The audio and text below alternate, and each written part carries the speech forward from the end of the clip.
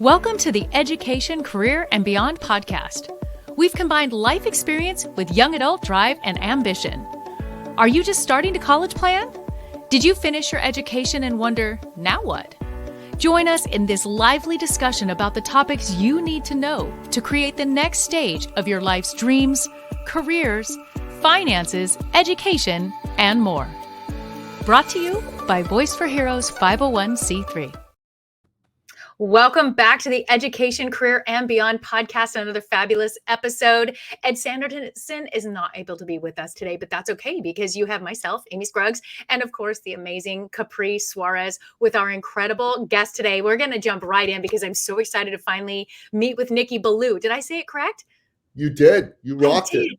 I've heard such amazing things, but this is my first time finally having the opportunity and privilege to have an interview with him. And this is going to be such powerhouse information for all of our young adults. So parents, you want to listen and watch this one as well. But Nicky is a best-selling author, The Finish Line Thinking, and he's also a #1 podcast host already. So he does this day in, day out, and has interviewed over 300 of the greatest thought leaders that we have in our world today. And we have him, so I don't want to take up any more time. Welcome to the show, Nicky. It's an honor to be here. Thank you so much for having me, Amy. Well, if you want to just start off for us so our audience kind of knows just your background and what brought you to being such an expert in thought leadership and the interviews and podcasts that you're able to host. Absolutely. I'm actually originally an immigrant from the Middle East. I'm a Christian from Iran. When I was 11 years old, the Islamic Revolution took place in Iran, and my world got upended. My late father, God rest his soul, he could see the writing on the wall that this was no longer going to be a great place for him to raise his Christian family. So what he did is he made a plan and he executed it, and he got us out of Iran. And eventually he settled us where I now live, which is in Toronto, Ontario, Canada. Now at the time I was mad. I didn't want to leave my home. I didn't want to leave my friends. But in retrospect, this was the greatest thing my father did for us. It was the greatest gift he gave to us. It changed the trajectory of our family's legacy. We went from tyranny to freedom. Now, I don't know how much you've been following about the news in Iran, but a few months back, a beautiful young woman, 22 years old, Mahsa Amini, was beaten to death for the crime of walking outdoors with her hair uncovered. Just tragic. No sane country is a crime. And since then, young women and young boys have risen up to fight against the tyranny of the government. And I got to tell you, there's so many people in the West who are born here, and look, God bless them all, but they just don't know how great they got it. And people say about the United States and the West, you know, oh my God, it's such an oppressive place. It's so racist. It's so sexist. It's so whatever. And I'm like, listen, I'm not pretending it's perfect here because you and I both know it's not. Right.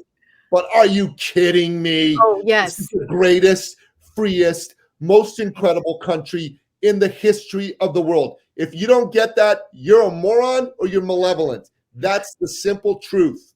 Okay? If you're a moron, let me try to make you less of a moron. If you're malevolent, go the hell away and go live in a tyrannical country because freedom is important. We all need to stand up for freedom. Good men and women fought, bled, and died so the rest of us get to live a free life. So thought leadership, first and foremost, you got to stand for something. You can't be wishy-washy. You can't try to straddle the fence and be all things to all people. You got to be something to some group of people. That's the #1 lesson of thought leadership. That's how people are going to respect you because those that are for you are really going to be for you, and those that aren't for you are going to be repelled by you. And that's good. That's real thought leadership. What are you noticing in conversations that you're having, especially Capri and all of her friends there in university at this level where they have such incredible information at their fingertips, different than what we had at that age completely. What do you advise right now for our young adults on taking advantage of having this information, but also using it for good? So here's what I'm going to say to you, okay? Right now, you have the greatest opportunity to stand out in the history of the world. And the reason is that we're living in what the great David Goggins calls the era of Generation Soft. We're living in an era where so many people are addicted to comfort, and comfort and greatness cannot coexist. So if you're one of those people who understands that and you're cool with being uncomfortable, you're cool with being resigning from Generation Soft, you have the opportunity to take life by the horns and make this the greatest possible life. You have the opportunity to live life at the fullest extent of your potential. And I'm telling you, I'm excited for you if that's you. Incredible. That's very inspiring and motivating to hear. Do you have any advice for ways that people, especially young adults, can get more comfortable going out of their comfort zone, or just kind of what to do if they're feeling like everything is too comfortable, but they're scared to take the next leap of faith? That's a fantastic question. So there's the holy trinity of optimal health. You got to be in optimal health if you're going to have the strength to go out there and get out of your comfort zone. So number one, you got to exercise. If you're not exercising day in and day out, that's a huge mistake, right? So if you're a young adult, don't be sleeping in and eating bonbons. Exercise. Number two, eat good, healthy, nutritious foods. Foods with names like steak, fish, chicken, carrot, and apple, and not Right? foods with names like Oreo, right? Like Doritos, not foods with those kinds of names. You know what I'm talking about? And number three, you gotta sleep. Sleep is your friend. You got to get rid of this stupid thing at night. You got to pull it out of your bedroom at about 7 o'clock, get away from it, put it somewhere else, turn on the alarm, but do not touch it. Go speak to human beings, read books, do whatever you got to do, but stay away from this thing. You get that holy trinity, you'll be energized. I agree, Nicky. You got to understand a few things. Number one is you have got to be a reader. Leaders are readers. I hear from kids that once they're in school, they don't read any books that aren't assigned to them. Are you freaking kidding me? You got to read a ton of books. For the last 6 years in a row, I've read 100+ books. I'm not talking about audiobooks. I'm not talking about little ebooks. I'm talking about actual books. Now, these are some books. This is a book I wrote. This is a book that I'm reading right now. You got to read books. Books are super important. They make you smarter. If you're a young person, you better be a reader. And if you're a reader, you're going to stand out ahead of everybody else. And the other thing you got to do is you got to go after your dreams right now. I'm telling you, in the old days, people had told you, go out there, get a job in corporate America. And I'm going to tell you, don't do that. Don't get a job in corporate America. Corporate America is not your friend. They're going to try to get you to conform to their way of life, to their vision. You're going to be working for somebody who doesn't care about you and doesn't care about your vision for life and success. Instead, go work for yourself or go work for a smaller organization that actually you can have a personal connection with the people that are a part of that. And I'll say another thing, okay? I know this is a little bit politically incorrect, but get married and have families. Young men and women should get married and have families. It's important for our society. If people stop getting married and having families, our population is going to start to decline around the world. And that's a massive, massive problem. If you look at countries like Japan and China, where people aren't having kids, man, their population is about to absolutely tank. China has 1.2 billion people right now. In the next 30 years, it's expected they're going to be down to under 600 million because of the fact that people aren't getting married and having kids. For us to remain a strong society, we've got to do that. That's what God intended for all of us to do. And my own feeling is I did it later in life. I wish I'd have done it earlier in life. I wish instead of having kids at 38 and 40, I'd had kids at 25 and 27. I contributed 4 for you, Nicky. I got 4 out there. There I you had go. 4. There you go. So I gave. It's so true. And I love how you brought up with sleep and even disconnecting from the phone.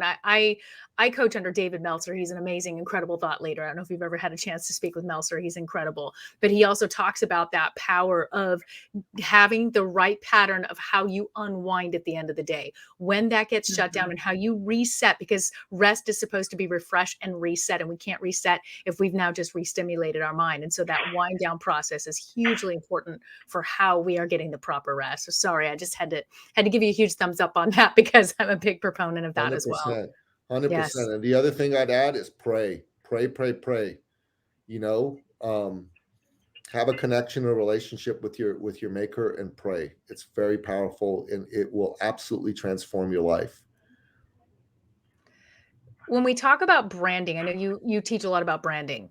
When we're looking at our young adults today, because that's such a huge word, what do you advise as far as how to really strategically do that? I know you do a lot in your teaching and in your expertise in this, in branding. What do you advise to our young adults on how they see branding and what that looks like? Okay, listen. So this whole thing about branding in terms of going and becoming an influencer and having a gazillion followers, that ain't real branding. Okay, that's something else. Real branding is about being known for something. So the thought leadership, this is my definition of thought leadership. Okay, and I got this from a mentor of mine, Matt Church. An expert is someone who knows something. A thought leader is someone who's known for knowing something and is known by a marketplace of people that care very deeply about that which that thought leader knows a lot about because it impacts their lives. Okay. So when you're a thought leader, you don't need to be famous. You're professionally famous. You follow me?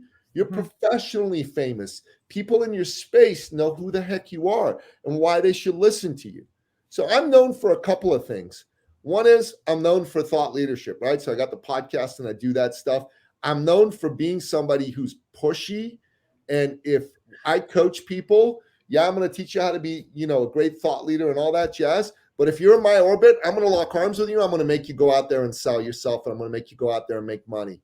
Like, that's my thing. They call me the millionaire maker because I've helped over 80 people add 6 to 9 figures a year to their business. And the way I do it is I push them, I push them, I push them, I push them. I care more about their success than they do. Sometimes that's not a great thing on my end, but I'll tell you, it's how I've made a lot of people a lot of money, right? People know that about me. The other thing I'm known for is I run a men's organization. I'm known for caring about men. We're living in a time where men are being crapped on by the world. I think that's wrong. And I want to celebrate men. I think you can celebrate men powerfully and still celebrate women too.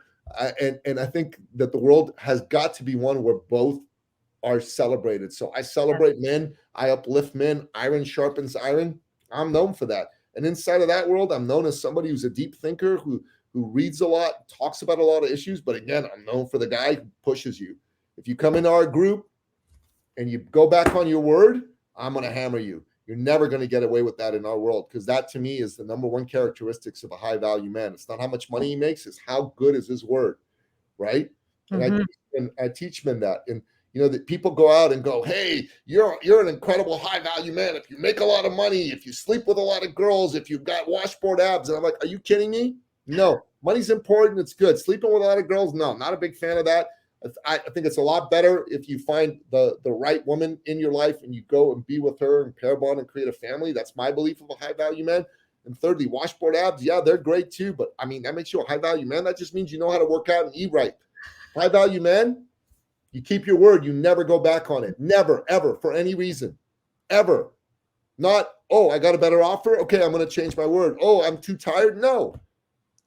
You know when a man should break his word? Never. Yes is the right answer. You know when he should never break his word is when he feels like breaking his word. That's when he should keep his word. That's what makes him a man. That's part of what I'm known for. So you want to be talking about the topics that you're passionate about and create IP about it. So this is a tool we use to show people in business how to create IP. This is a tool called a pink sheet. Matt Church created the pink sheet, but I use it a ton. Right. So if you're looking to get clients, right? Let's say, Amy, you got a business and you're going, Nicky, I want to like tenfold my business. I'm going to go, okay, how do we do that? Let's identify who's really your ideal client. Who are the people you got the best results for? Who are the people you enjoy working with the most? And who are the people who are easiest to transact with and pay you the best? That's the ideal client zone. Yes. We identify who that is. I can tenfold your income in 12 to 18 months. Boom, done. Wow. That's how all that stuff works, right? This is how you create some good IP. Now, this is some IP around sleep because I'm writing a book on sleep right now with Colonel David Grossman, right, who wrote on killing and on combat and on spiritual combat. So this is the trinity that I said of health, right? A balanced diet, exercise, and sleep. That's the health trinity. What do we say here? Our health is dependent on a health trinity of a balanced diet, exercise, and sleep. Of the three, sleep is the preeminent factor in ensuring optimal health. I've got 4 case studies of people I know. I've got a literature review of books. I've got the visual diagram. I've got a metaphor. Here's a piece of IP. I make 52 of these in the arena of sleep. I can write a book. I can create a coaching program. I can do an online course. I can create a mastermind of people that we're going to teach in the Billou Grossman sleep method once we get it out there. Boom. Capri, what do you notice, especially in college, about sleep and what your habits are there? You live in a dorm. What does that look like? So personally, sleep is something that is very important to me, but it is so difficult finding a balance because I am a morning person. Nearly every single day, I'm up around like 7:30. However, if I want to get a full night of sleep, that means I have to go to bed around like 10 is like when I get tired. But being in a college environment, 10 sounds pretty lame, I'm not gonna lie, and everyone around me is always like, oh, what are we going to do later? So it's really difficult finding a balance sometimes between what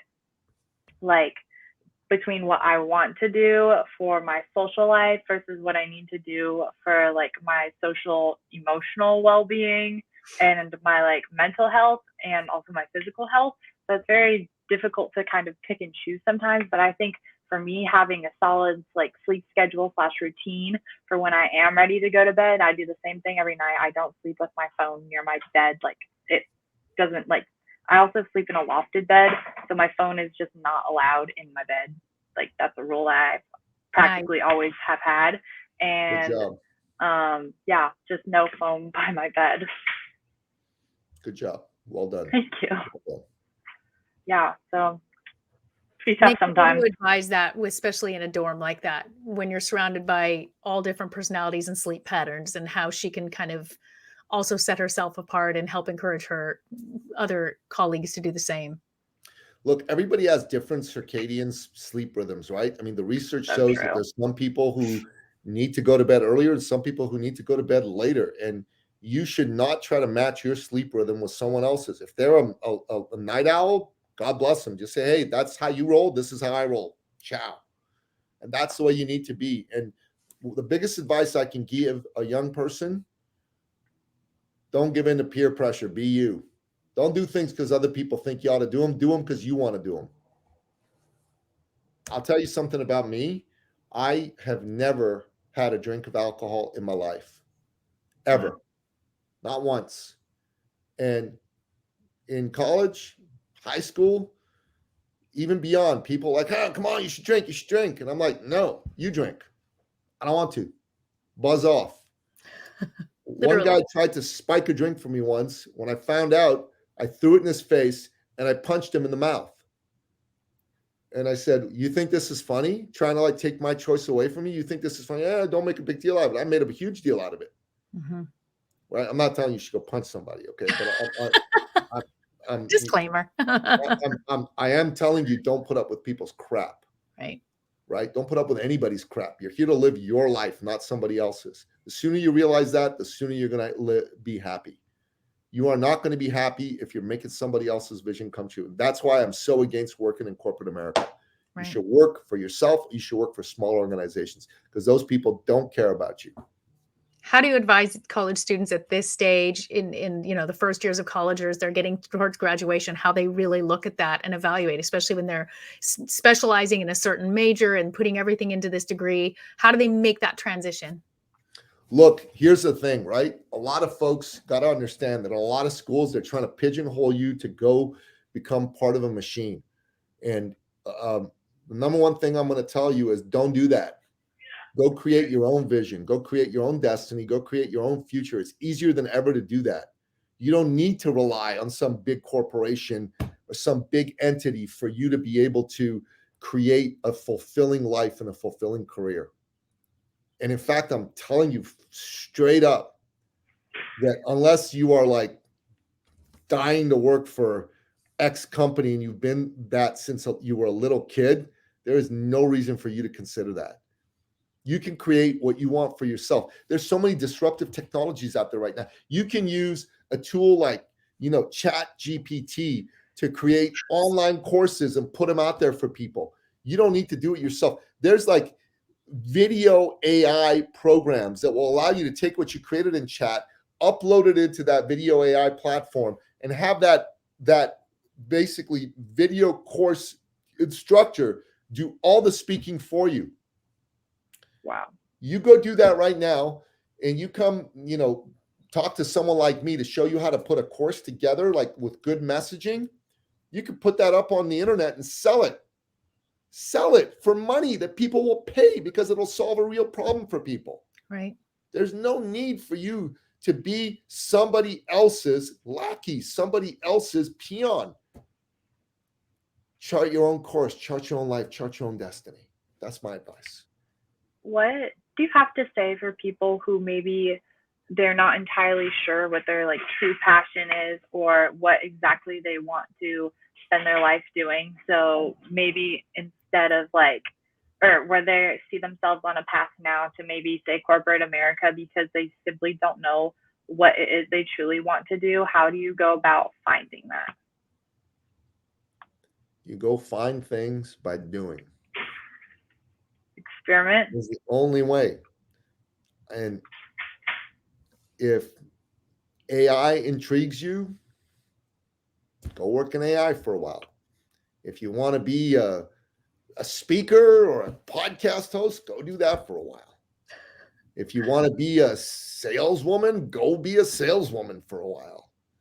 You can go out there and try it. And if you like it and God intends for that to be your path, it will become clear to you. Mm-hmm. God will speak to you and say, hey, Capri, this is it.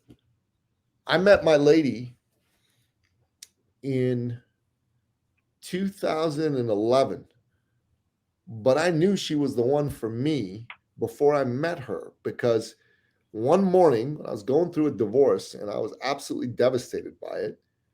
I was in the gym early in the morning and I was walking to the weight area, and all of a sudden I heard God speak to me. One of 3 times in my life that his voice was clear because he wanted to get my attention. He said, pay attention. She's the one. That's your soulmate.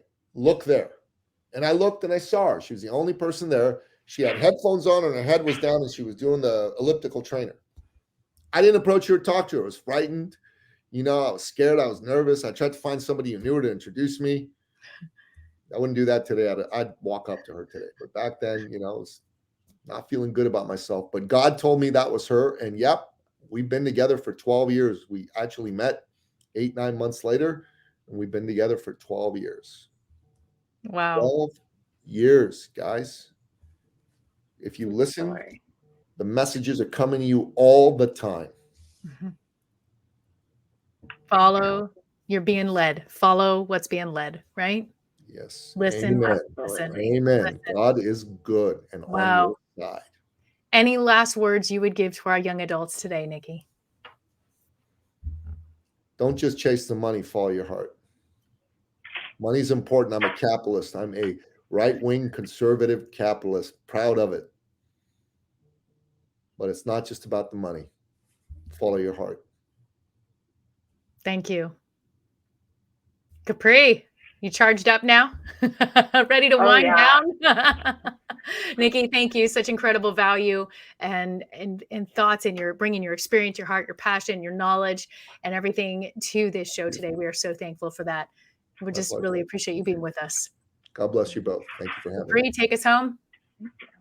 All right, you heard it here first. Go follow your heart because there is a path for you. Thank you so much, Nicky, for joining us today, and we'll see you guys all next week on the Education, Career, and Beyond podcast.